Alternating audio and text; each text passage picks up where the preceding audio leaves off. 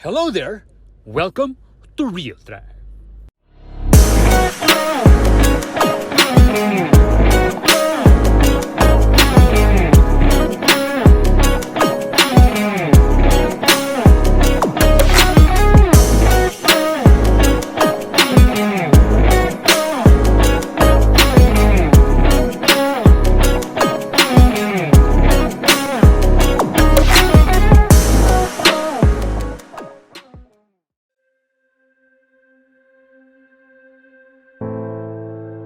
The pandemic has brought the world down to its knees.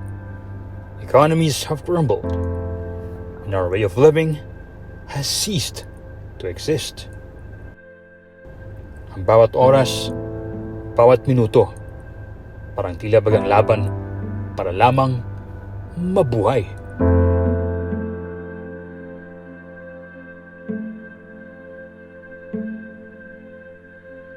With this, people have learned to adapt.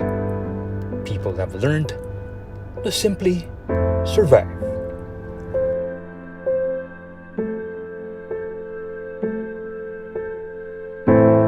Just like for entrepreneur RJ Paguyo. And for this episode, we get to learn more of how he was able to manage during these trying times.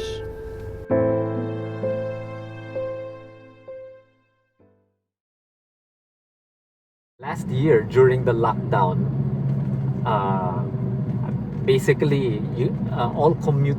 There's no commute, so no jeeps, no tricycles. Actually, even the riding behind the motorcycle, you can't even do that. Yeah. So our staff couldn't come to work.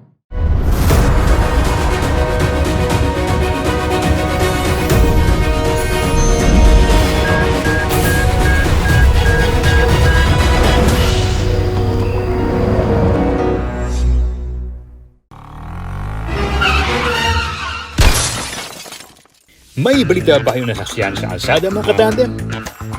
I-share na yan sa Daily Tribune. Madali lang ang pagpapasa ng balita. Kailangan lang gawin ay shoot, send, edit, post.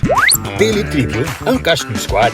Katandem sa kalsada, katandem sa balita.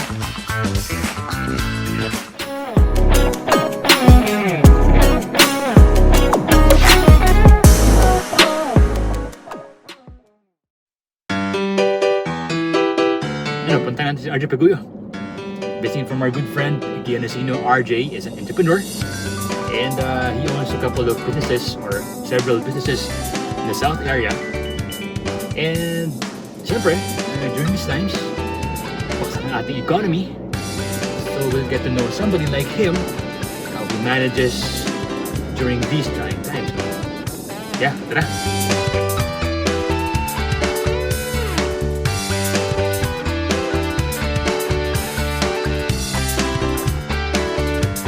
Hey, hello. How are you? Kamusta? How are you? Come on. Let's go for a ride. Hi. Yeah. RJ, tell us more about this. Oh, hi. I'm RJ Paguyo. I am a businessman, entrepreneur. I also do civic activities in youth organizations like JCI. I am also part of Rotary Philippines. Well, this pandemic, I am focused on my business. I have a business. Well, my family business is in trade.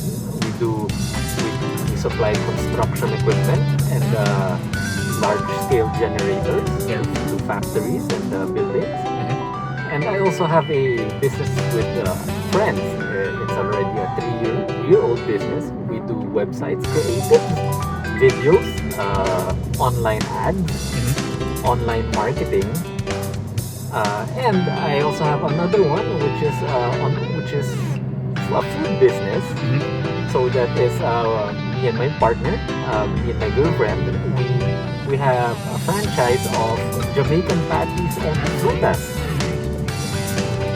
So again, since it's food yan, so essential product, especially in this pandemic, how are you able to deliver those to clients? Oh wow, there's a great story about that. No? Back then, last year during the lockdown, uh, basically all commute. There's no commute, so no jeeps, no tricycles. Actually, even the riding behind a motorcycle, you can't even do that. Yeah, yeah. So our staff couldn't come to work. They couldn't handle they couldn't come to work and manage the food stall. So what me and my partner did, we managed the food stall. So she would do the cooking and I would do the deliveries. So using this car, we would deliver all here around in Paranaque. We would take orders. We would take orders on Facebook. We would get their orders, and I would be delivering it in front of their doorstep. So what's tough there is that I would be delivering around 20 boxes per trip, in different households here around BF, Paranaque. It's an experience, so I'm not complaining, but it was really an eye-opening experience, and I love the tan.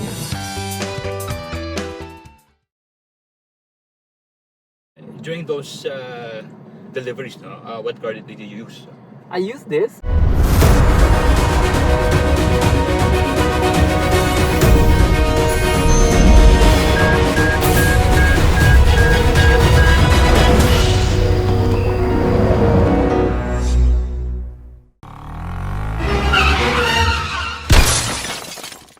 May balita ba kayong nasakyan sa kalsada mga katandem? I-share niyan sa Daily Tribune. Madali lang ang pagpapasa ng balita. Kailangan lang gawin ay shoot, send, edit, post. Daily Tribune, ang Cash News Squad. Katandem sa kalsada, katandem sa balita.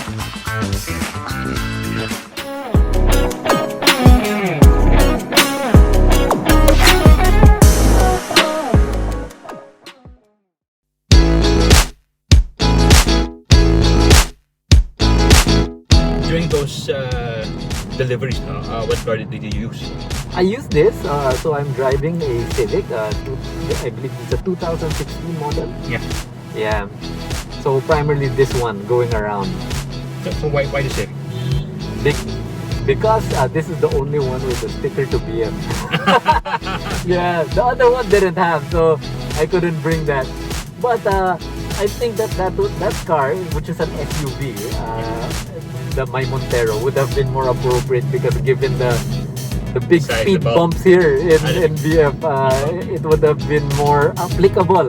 Why the Civic? I mean, why preferably the Civic in your job, in every day, and why did you choose the Civic as your own personal drive?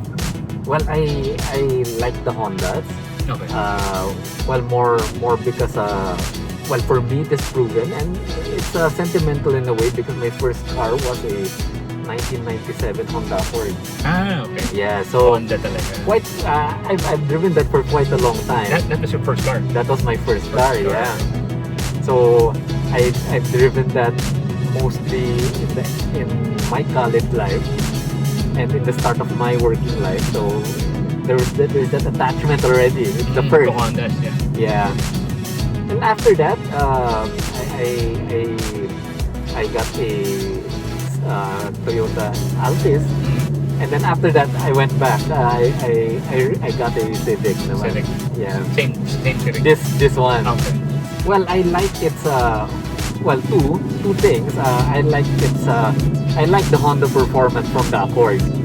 So upon reading up on this Civic in its class, I saw that. Well, I think that for me, this car would place that check mark in the performance box. Okay. Second is I like the redesign. Back then in 2016, this was the new generation back then. Yeah. From the older look.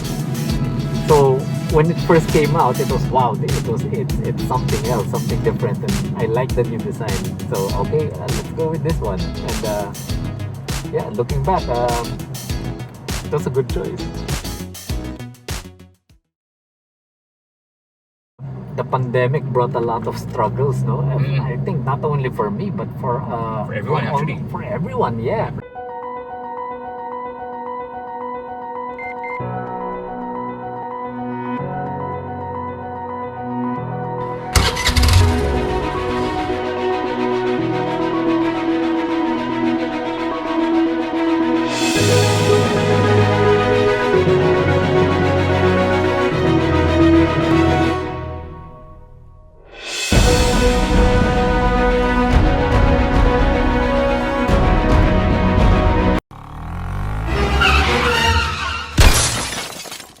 May balita ba kayong nasaksiyan sa kalsada mga katandem?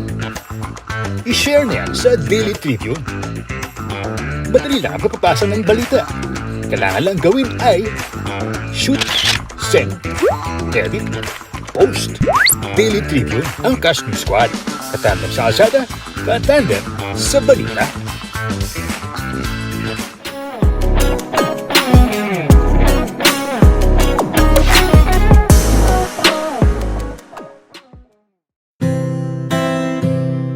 Pandemic brought a lot of struggles, no? And I think not only for me, but for everyone, actually. For everyone, yeah. For everyone. One is the limitations going to work, which we are currently experiencing right now. So right now, in the office, we can't go 100% because it's only 50% can come to work. The rest are work from home, and work from home also has its limitations. Yeah. Just like what I said earlier, back then in our food franchising businesses, our staff can come to work when it's lockdown and when it's ECQ. Sometimes also when it's MTCQ, when they can commute, when there are no tricycles and jeeps available. So yeah, that's on the internally, that's a problem. Externally, of course, the economy was hit really bad. So everyone's willingness to purchase things also dropped. So when you're in the business of selling things, that will take a massive hit. In all the things that you do or are doing, what drives you personally? Well, mostly I believe that it is the love of the things I do. Click, click, that's it. Never thought self-service can be this slick. Modify plans in a snap, walang hirap. It's a wrap, just tap the app. Now you can check, view, subscribe, renew. Help and support for you. Out with the Ring Ring apps or the in thing, you know what to do. Globe at home and Globe One, all in the Globe app na yan. Self-service and easy to use, mas okay tayo dyan. Globe at home and Globe One, all in the Globe app na yan.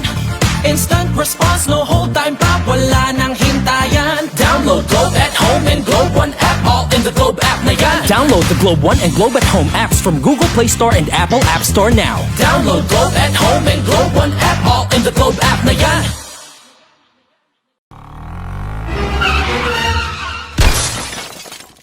May balita ba kayong nasaksiyan sa kalsada mga katandem? I-share niyan sa Daily Tribune. Madali lang ang pagpapasa ng balita. Kailangan lang gawin ay shoot, send, edit, post. Daily Tribune, ang Cash News Squad. Katandem sa kalsada, katandem sa balita.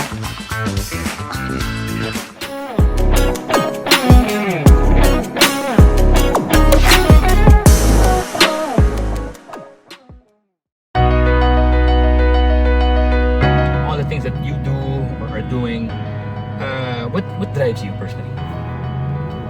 Well, mostly I believe that it is the love of the things I do. When I do something and I'm quite invested in it, it's mostly something I love doing. So from business, I like what I'm doing. I love what I'm doing. From being a creative and doing and running a business with friends, to the food franchise, which I said earlier, which is Jamaican patties and frutas. Two things that I loved as a kid. Two snacks I love eating Yeah. now that now I am part of their franchise business.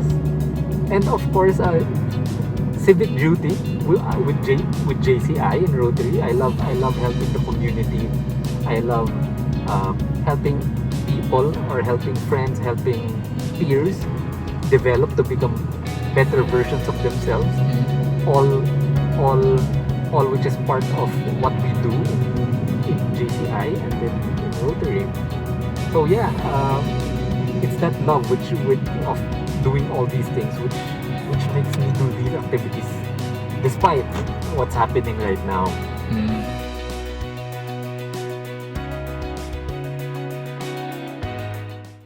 Well, I hope you were able to learn something from RJ Paguyo's story. Ika nga Leon C. Meganson, isa sikat na American business writer. It is not those who are strongest or the most intelligent who will survive, but those who can best manage change. Again, another real life, real drive story. This is Ronald Restrepo for Real Drive. See you again next week.